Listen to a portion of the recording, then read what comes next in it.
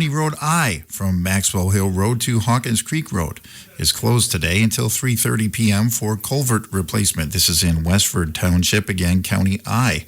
Closed until 3:30 for culvert replacement. Starting August 17th, the Richland County Highway Department will be doing some repairs on Highway 14 East. This work will start Monday at 7 a.m. and last through August 20th, which is Thursday, at 4 p.m. This work will take place between Highway 58, headed west to Jelland Lane. The right lane will be closed between these two roads. There will be a work zone set up with signs, arrow boards, and barrels to help guide traffic past the work zone. For more information, call Lonnie Hatch at 608-604-7623. In today's primary, Democratic voters are weighing their options between mainstream and progressive candidates to decide who will face Republican Tom Tiffany in the governor's race in November. A recent pre-election poll indicates that State Representative Francesca Hong held a significant lead with 44% of the vote, followed by Milwaukee County Executive David Crowley at 22% and State Senator Kelda Royce at 11%.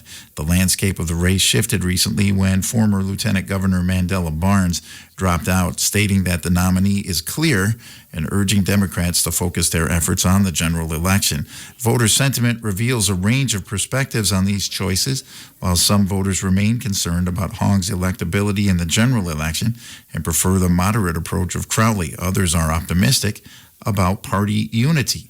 Supporters of Hong emphasize her focus on affordability and her ability to push back on issues as key reasons for their support, expressing confidence that voters will galvanize around her if she secures the nomination. Polls, of course, are open until 8 p.m. The City of Richland Center's monthly large item pickup is Monday, August 17th. Residents are reminded to have eligible items at the curb by 6 a.m. on Monday. Republic Services crews will begin collection Monday and continue citywide until complete. Please note that this is not a multi-pass pickup. Once crews have completed an area, they will not return later in the week. Pickup guidelines include maximum of 5 items per address. Items must be under 50 pounds and manageable by one person. No Freon appliances, yard waste, tires, hazardous waste, or construction debris. Items that exceed these limits or contain prohibited materials will not be collected. Residents with additional or oversized items can contact Republic Services directly to arrange a special pickup at resident cost or transport items to their Boscobel facility. In addition, the city's monthly yard waste collection begins Monday, August 17th. Yard waste is to be placed on the curb, not in the gutter, by 7 a.m. Monday morning. The city streets crew will continue to pick up until all has been collected. Please note that this is not a multi-pass pickup. Once the crew has completed an area, they will not return later in the week. Also, a reminder that only leaves, branches, and brush and garden waste is considered yard waste. Brush and limbs may not exceed 6 feet in length nor 6 inches in diameter and are to be placed with the butts facing the curb. Brush should be stacked in manageable piles. Leaves and grass clippings are to be put in biodegradable bags or open containers. Leaves in plastic bags will not be picked up. Containers will be emptied and returned to the curb. Note, lumber, rocks, landscaping materials, concrete, soil, and sod are not considered yard waste and will not be picked up. Whether you have a large item or yard waste to be picked up, please ensure your vehicle is not parked in the way of the items. The city appreciates our residents' cooperation and assistance in keeping the city of Richland Center clean and safe. The Richland County Executive and Finance Standing Committee is scheduled to convene today at 5 p.m. to address a robust agenda of critical local issues. Meeting in the Richland County Boardroom, officials will prioritize a discussion on the proposed 765 kilovolt transmission line, a 190-mile project spearheaded by Mid-Continent Grid Solutions that has faced mounting opposition from southern Wisconsin landowners and officials. Local stakeholders have voiced significant concerns regarding a lack of transparency and a truncated timeline for public engagement, particularly given the potential impact on family farms and the sensitive natural landscape of the Driftless area. The committee's review comes as residents demand parcel-specific mapping and a more realistic period for evaluation before the formal application is submitted to the Public Service Commission of Wisconsin. Beyond the utility project, the committee will shift its focus to the county's long-term financial and physical infrastructure. Members are slated to discuss the 2027 preliminary county budget, a foundational step in next year's fiscal planning, and evaluate the comprehensive facility improvement plan. The agenda also highlights recreational and public safety developments, including potential action on UTV and ATV trails at Ash Creek Forest and the formal creation of an ad hoc committee dedicated to developing recommendations for a new jail facility. This proposed advisory body would address long-standing questions regarding the county's correctional infrastructure and future public safety needs. The meeting will also encompass significant administrative and health-related matters. Discussion will cover private pay rate increases for the skilled nursing facility and community-based residential facility, as well as a resolution authorizing community health services to apply for and accept the 2027 5310 operating and capital purchase grants. Before concluding, the committee may enter a closed session to evaluate employment and performance data for the county administrator pursuant to state statutes. Super registration for the Richland School District is held today from 1 p.m. until 7 p.m. at the Richland Center High School. Super registration gives students an opportunity to register for the upcoming school year. Students who will be new to the district are especially encouraged to attend so you can get enrolled.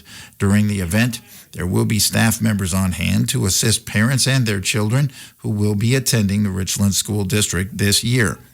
There will be representatives from various groups and organizations in attendance to answer any questions about transportation, extracurricular activities, sports, and more. Also at the event, student photos will be taken. There will be school tours, a food truck, and more. You can find out more about super registration on the school district website or by calling the district office at 608-647-6106. A high-speed police pursuit late Friday night ended dramatically when a fleeing vehicle drove into Lake Como, according to reports from the City of Lake Geneva Police Department. The incident began shortly after 11 p.m. Friday, August 7th, when officers attempted a traffic stop in the 100 block of Broad Street after noticing a passenger hanging out of a vehicle without a seatbelt. The driver refused to yield, instead accelerating to high speeds and traveling the wrong way down a one-way street. During the flight, the vehicle disregarded numerous traffic signs as it fled into the town of Geneva. The pursuit reached its conclusion at the Schofield Drive boat launch, where the vehicle entered Lake Como and traveled roughly 100 feet into the water before coming to rest. All four occupants managed to escape the sinking car and swim toward a nearby pier, where they were assisted out of the water by arriving officers. Emergency medical services evaluated the individuals at the scene. 2 were transported to a local hospital for further treatment, while the remaining 2 declined medical care. Authorities identified the driver as 18-year-old Cash Rauscher of Delavan. Rauscher now faces an extensive list of charges, including second-degree recklessly endangering safety, reckless driving, fleeing or eluding an officer, and violation of absolute sobriety, along with citations for operating without a license or insurance, failure to obey a traffic officer, failure to stop at a stop sign, and unreasonable speed. In a prepared statement, Senator Sarah Kieski provided essential details regarding the BECI 765 kilovolt transmission line project, a significant development proposed for our region. This project stems from a comprehensive plan approved by the Mid-Continent Independent System Operator, MISO, Board of Directors in December of 2024. Following an open bid process in January of 2026, MISO selected Mid-Continent Grid Solutions to lead the construction and management of this new line. The project is ambitious in scope, encompassing a 190-mile transmission line that spans a 9-county region. The proposed route begins at a substation in Bell Center, Wisconsin, extends to the Columbia Energy Center near Portage, continues to a substation in Sugar Creek, Wisconsin, and finally reaches the Wisconsin-Illinois state line. Because of the size and scale of this infrastructure, the project will have a lasting presence in our local landscape. Mid-Continent Grid Solutions is currently in a critical phase of seeking public input to help determine the final route for the power line. This feedback is vital as it will inform the formal proposal MGS plans to submit to the Wisconsin Public Service Commission in early 2027. To ensure your voice is heard, it is important to note that MGS seeks to receive initial public feedback by the deadline of September 7th. Landowners and stakeholders who may be affected by the proposed routes should be receiving letters from MGS containing project information and detailed maps. If you have questions or wish to share specific concerns, you can contact the project team directly via email at connect@mgswisconsin.com or by phone at 608-895-0798. Engaging with these resources is the best way to understand how your specific property may be impacted. To facilitate this engagement, MGS is hosting several open houses throughout August. These events offer the public an in-person opportunity to learn about the project, ask questions of the engineers who will be present with parcel-specific technology, and provide feedback on the placement of the line. For those unable to attend these sessions in person, MGS has made an online open house available at mgs-projects.com/BECI, which includes an informational slideshow and online comment cards. Kieski adds she is personally impacted by this proposal. Her community of Lodi stands to be directly affected, and like many of you, she will be receiving a notification letter. While Kieski serves as in the legislature, she has no more official say in this process than any other citizen. Dust off your musical theater knowledge and gather your brightest friends for an unforgettable evening at the Phoenix Center in Richland Center. Saturday, August 15th, the RCHS Theater Department is thrilled to host a high-energy trivia night and silent auction. This exciting community event serves as a vital fundraiser to support the upcoming production of the smash hit musical Mamma Mia, ensuring our talented students have the resources they need to bring this fun story to life on stage. The festivities begin with registration from 6 p.m. until 6:30, giving you plenty of time to browse the unique items available in the silent auction before the main event kicks off. The trivia competition officially starts at 7 p.m., promising rounds of challenging questions and friendly rivalry. Whether you are a local history buff or a pop culture expert, there's something for everyone to enjoy as we celebrate the local arts scene. Participation is just $10 per person. Teams can have up to 8 people to maximize the fun. Every dollar raised through entry fees and auction bids goes directly toward the RCHS Theater Department, funding costumes, sets, and technical equipment for the hardworking performers. The For Pete's Sake community is ready for the highly anticipated Day in the Park taking place this Sunday at the Spring Green Municipal Park. This celebratory event begins at 8 a.m. with the run, walk, bike, and pickleball tournament activity. Participants who missed the pre-registration deadline can still sign up on site at 7:30 a.m., although T-shirts will not be available for those late registrants. The festivities expand at 11 a.m. with an exciting lineup of live music, food, and family-friendly entertainment. The stage will feature a variety of bands throughout the day, concluding with a performance by the Solstice Jazz Band. Food and beverages provided by the Spring Green Lions will be available from 11 a.m. to 6 p.m., offering a menu ranging from classic picnic fare to ice cream treats. Families can take advantage of the kids area, which features obstacle courses, crafts, and a photo booth running from noon until 5. Other highlights include the return of the popular cake walk and the silent auction, which will be open for viewing at 11 a.m. with bidding tables closing at 4:30 p.m. Raffle winners will also be drawn at 5 p.m. Looking ahead, the organization will host its 6th annual golf outing at the House on the Rock Resort September 17th. The deadline to register for this event is September 1st. For those wishing to support the ongoing mission of For Pete's Sake through donations or sponsorships, or to find further details about upcoming activities, please visit the official website at forpetesake.com. Welcome back to the news at noon. This time of year, it is a great time to be outdoors. With the warmer temperatures, consumers should be aware of door-to-door solicitors who also take advantage of the nice weather. Michelle Reinen is with the Wisconsin Department of Agriculture, Trade, and Consumer Protection.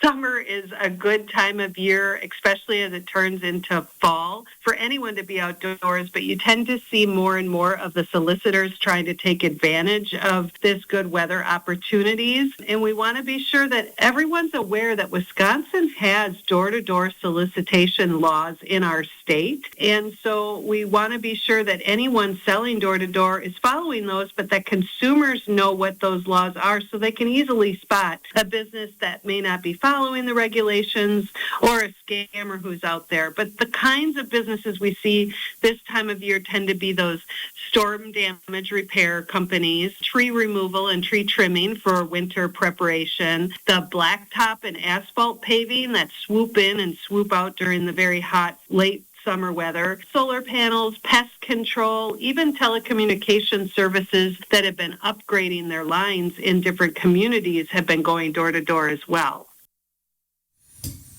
When a solicitor comes to your door, make sure you receive plenty of information about them and what they're actually selling. These sellers, as soon as they start a conversation, have to disclose who they are and what they are selling at the very start of opening that door. And some solicitors use that high-pressure tactic or urge consumers to act quickly by offering enticements like limited-time-only deals or just trying to instill that guilt or fear of missing out on something because they're, doing business with your neighbor, and so we want to give you this opportunity as well. But a legitimate business is going to be happy to leave literature behind and a business card and give you the time to check out the details and maybe check out other companies as well. But another type of business that is more dishonest is going to make sure that you take advantage of the deal right there before they leave, and they're going to want your payment and for you to sign contracts. And be sure that you check everything out and ask all the questions before you engage in any payment or signing a contract. If you are told that someone you know has purchased what the salesperson is selling, be sure to verify that what you are told is legitimate. You should be allowed the time, if they really want your business, to go check with that neighbor. Ask that neighbor if they really are using that company, because if they are indicating that as part of the solicitation, it needs to be truthful information that they are providing you. And if you find a solicitor who's being dishonest, we hope that you will report that to Consumer Protection so we can follow up on enforcing the door-to-door sales regulations in our state. If you are approached by a dishonest solicitor, you can contact DATCAP's Consumer Protection Hotline by phone at 800-422-7128. Universities of Wisconsin Interim President Renee Wachter, alongside several university representatives, recently announced the Cures for Tomorrow initiative as a cornerstone of the system's 2027 through 2029 budget request. This ambitious proposal seeks a $25 million state investment specifically dedicated to advancing life-saving research and treatments for cancer, Alzheimer's, Parkinson's, and other devastating diseases that impact families across the state. President Wachter emphasized that the initiative is designed to help Wisconsin do more by supporting promising research, strengthening vital partnerships, and involving students in the scientific process by moving discoveries closer to the people who need them. The program aims to provide earlier diagnoses and breakthroughs for some of the most pressing health challenges today. The UW Board of Regents is scheduled to vote on the full budget proposal next week. The American Red Cross urges donors to give blood or platelets now to help hospitals and transfusion centers stay prepared to help all patients. An area blood drive will be held today from 9 a.m. till 3 p.m. at Hillsborough High School. Blood drive will also be held today, started at 10 a.m. until 3 p.m. at the Wisconsin Secure Program Facility at the M Building in Boscobel. A variety of food and treats will be served. You can book an appointment for either blood drive by calling 800 Red Cross, download the Blood Donor app, or visit redcrossblood.org. Walk-ins are welcome. When a typical Sunday afternoon at the Lewisburg Junction Supper Club in rural Grant County took a critical turn, Callie Bartles, a nursing student at Southwest Wisconsin Technical College, demonstrated the profound impact of professional medical training. While working as a waitress, Bartles noticed a customer in acute respiratory distress. Recognizing the immediate signs of choking after the individual's wife called for assistance, Bartles acted without hesitation. Drawing upon the foundational skills she first acquired during her certified nursing assistant coursework at Southwest Tech, she successfully administered the Heimlich maneuver, clearing the obstruction and saving the man's life. Bartles, a graduate of Platteville High School, currently entering her final year of the Southwest Tech nursing program, was recently recognized by the Grant County Sheriff's Office with the Citizen Life Saving Award. Reflecting on the incident, Bartles noted that despite never having performed the procedure on a person outside of a classroom setting, her rigorous training immediately took over. This instinctual response underscores the efficacy of the hands-on education provided by Southwest Tech instructors, which Bartles credits for instilling the confidence and technical proficiency required to manage such a high-pressure emergency. The professional community and her employer have praised her calm and decisive demeanor. Patty Schutz, owner of Lewisburg Junction, commended Bartles for her ability to take charge of the situation with ease and composure. As Bartles prepares to graduate and begin her career as a registered nurse, this incident serves as a powerful testament to her preparation, compassion, and clinical readiness. The city of Hillsborough has scheduled a city council meeting for tonight. This session is set to begin at 7 p.m. and will be hosted at the Hillsborough Public Library. The evening's discussions will span several key municipal departments. The Safety and Welfare Committee will lead with a report from the police chief, while the Improvement and Services Committee is slated to provide progress updates on the local swimming pool, as well as ongoing maintenance regarding city streets, alleys, and trees. Financial matters will also be addressed by the Finance and Personnel Committee during their review of the monthly bills accumulated since early July. Concluding the scheduled agenda, the Council intends to transition into a closed session. This move is sanctioned under Wisconsin state statutes, specifically Section 19.851C, which allows governmental bodies to deliberate on sensitive personnel matters in private. This portion of the meeting will focus on considerations related to employment, promotion, or compensation of public employees, ensuring that confidential discussions are handled according to legal requirements before the meeting eventually adjourns. A single vehicle accident Friday afternoon sent first responders to State Highway 56 after a local driver lost control on the rain-slicked roadway. According to Vernon County Sheriff Roy Torgerson, the incident occurred at approximately 4 p.m. August 7th in the town of WRCO. The operator of the vehicle, identified as 31-year-old Pawanpreet Kaur of WRCO, was driving a 2022 Land Rover Range Rover SUV eastbound when she encountered a curve near Elm Drive. Due to the wet road conditions at the time, the vehicle left the right side of the pavement before eventually coming to a rest in an upright position. Although the SUV sustained damage, the safety measures in place played a critical role in preventing serious harm, including her seatbelt and the safety restraints for her children, who were not injured.